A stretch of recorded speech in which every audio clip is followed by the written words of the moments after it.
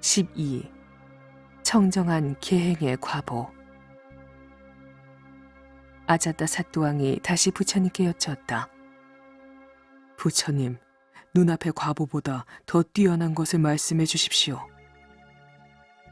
어떤 귀족의 가장이나 자제나 혹은 천민의 자제들이 열의 가르침을 듣고 믿음을 내어 장애 많은 세속 생활을 떠나 출가하여 사문이 되었다고 합시다.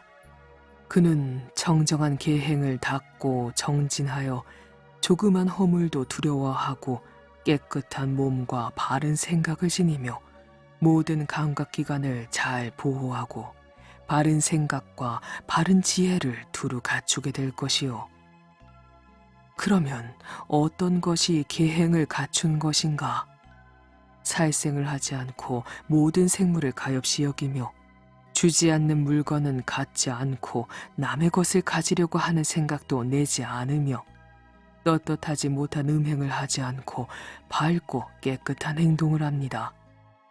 거짓말을 하지 않고 진실한 말만 하고 이간질을 하지 않고 화합하고 친밀한 말을 하며 거친 말을 하지 않고 누구나 들으면 기뻐하는 말을 하고 부질없는 말을 하지 않고 도리와 교법에 맞는 말을 합니다. 하루에 한 번 먹고 연극이나 노래, 춤, 오락 등의 유흥장에 가지 않으며 몸을 꽃다발이나 향수로 치장하지 않고 높고 큰 침상이나 의자를 사용하지 않소. 금, 은 같은 귀금속과 곡식을 저장해 놓는 일도 없고 부인이나 소녀 또는 남녀의 하인을 받아 부리는 일이 없으며 코끼리, 말, 소, 사냥 등의 가축이나 토지 전답을 받는 일도 없소. 공사간의 심부름이나 중매 혹은 팔고 사는 행위를 하지 않고 속이고 거짓말하는 모든 그릇된 행위를 하지 않소. 이것은 또한 비구계의 일부분이 되는 것이요. 비구가 이와 같이 계행을 두루 갖추면 이 계행의 위력으로 어느 곳에 갈지라도 두려움을 느끼지 않게 됩니다. 마치 사방의 적을 정복한 위력 있는 왕은 어디를 가나 두려울 것이 없는 것과 같소. 비구가 청정한 계행을 갖추면 마음속으로 티 없이 깨끗한 평안을 누리게 되니 이것이 비구가 계행을 구족한 현세의 과보인 것이요. 디가 니까야 사만냐 팔라숫다. 13. 계행과 정진으로 얻은 자유. 부처님께서 다시 말씀하셨다.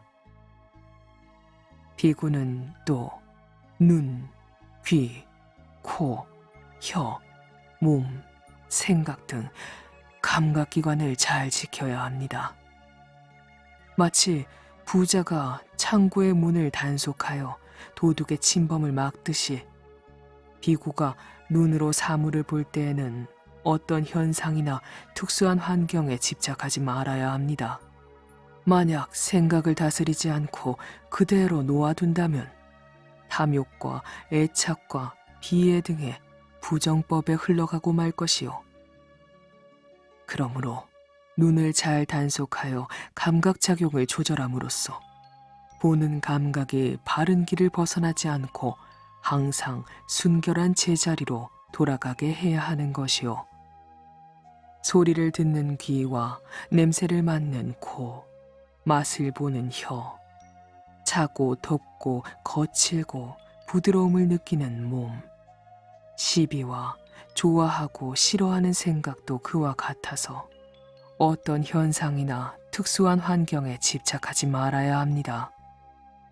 그래야만 듣고 냄새 맡고 맛보고 감촉하고 의식하는 것이 모두 제 길을 벗어나지 않고 항상 순결한 제자리로 돌아가게 되는 것이요.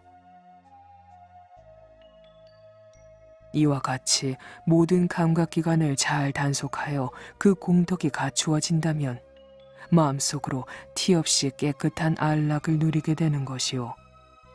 이것이 감각기관을 보호한 공덕의 과보입니다. 또 어떤 것이 비구의 지족인가 하면 그 몸을 보호하는 옷과 얻은 것에 만족하여 어디를 가든 한 벌 옷과 한 벌 바루를 지니고 가는 것이요. 마치 새가 어디를 가든 날개만을 가지고 나는 것처럼 비구는 이와 같이 청정한 계행과 감각기관과 만족을 갖추어 조용한 숲속이나 나무 아래, 동굴이나 묘지 등 세속을 떠난 한적한 곳을 선택해 한 그릇 밥을 얻어먹은 뒤에는 단정히 앉아 바른 생각에 편안히 머무는 것이요.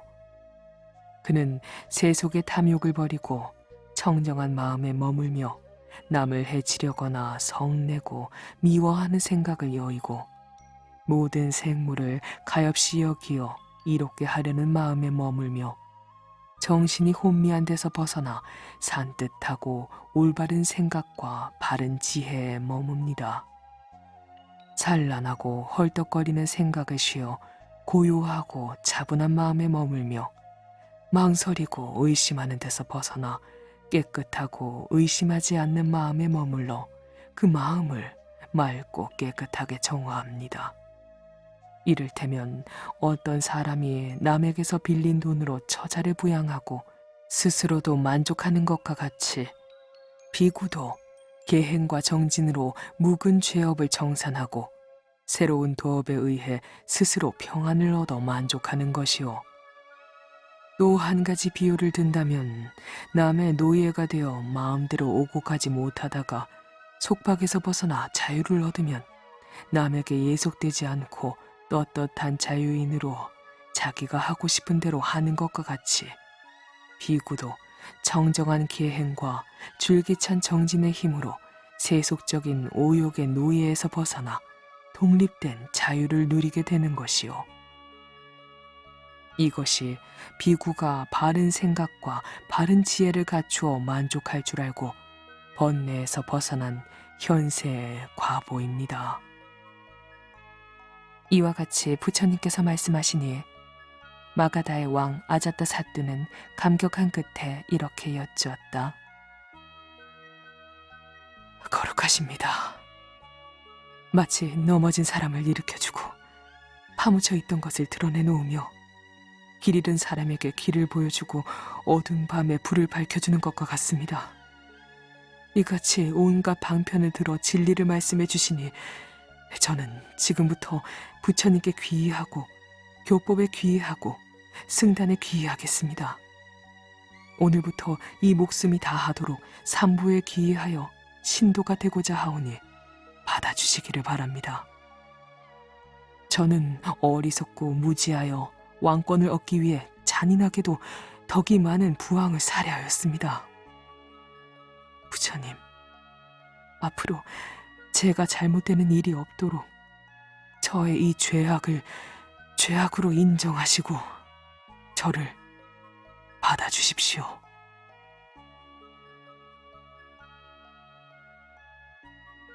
대왕이여, 참으로 당신은 어리석고 무지하여 큰 죄악을 저질렀소. 당신은 그처럼 덕이 많은 부왕을 살해하였소. 그러나 당신이 죄악은 죄악대로 인정하고 법에 따라 그 죄를 참회하겠다니 나는 그것을 받아들이겠소. 누구든지 죄를 인정하고 법답게 참회하여 앞으로 잘못되는 일이 없도록 스스로 계를 지키려 한다면 성자의 계율이 번창할 것이요. 아자타 사뚜왕은 부처님의 가르침을 듣고 기뻐하면서 예배하고 물러갔다. 왕이 물러간 뒤 부처님께서는 제자들에게 이렇게 말씀하셨다. 저 아자타 사뚜왕은 진심으로 뉘우친 것이다. 만일 그가 부왕을 살해하지 않았더라면 그는 바로 이 자리에서 마음의 때를 벗고 청정한 법의 눈을 얻었을 것이다. 디가 니까야 사만냐 팔라숫다.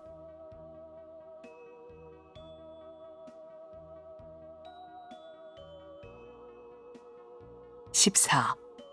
허물어진 탑에는 흙을 바를 수 없다. 부처님께서 많은 비구와 함께 빠와에 있는 어떤 동산에 머무르고 계실 때였다. 부처님께서는 달이 밝은 보름밤에 맨 땅에 앉아 비구들에게 법을 설한 다음 사리뿌따에게 말씀하셨다. 지금 사방에서 많은 비구가 모여 함께 정진하면서 자지 않는다. 나는 등이 아파 좀 쉬고 싶으니 네가 비구들을 위해 법을 설해 주어라. 부처님께서는 가사를 네 겹으로 접어깔고 오른쪽 옆구리를 바닥에 대고 사자처럼 발을 포개고 누우셨다. 사리뿌따는 비구들에게 말했다.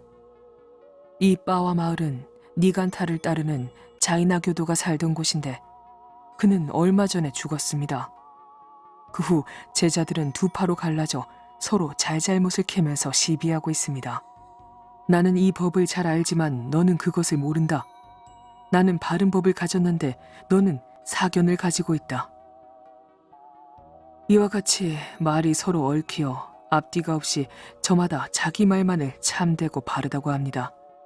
그래서 니간타를 따르던 이 고장 사람들은 다투는 무리들을 싫어합니다. 옳다고 주장하는 그 법이 바르지 못하기 때문입니다. 법이 올바르지 못하면 해탈의 길로 나아갈 수 없습니다. 이를테면 허물어진 탑에는 다시 흙을 바를 수 없는 것과 같습니다. 그러나 열애의 법은 올바르고 참되어 해탈의 길이 될 수 있습니다. 새로운 탑은 장엄하게 꾸미기가 쉬운 것과 같습니다.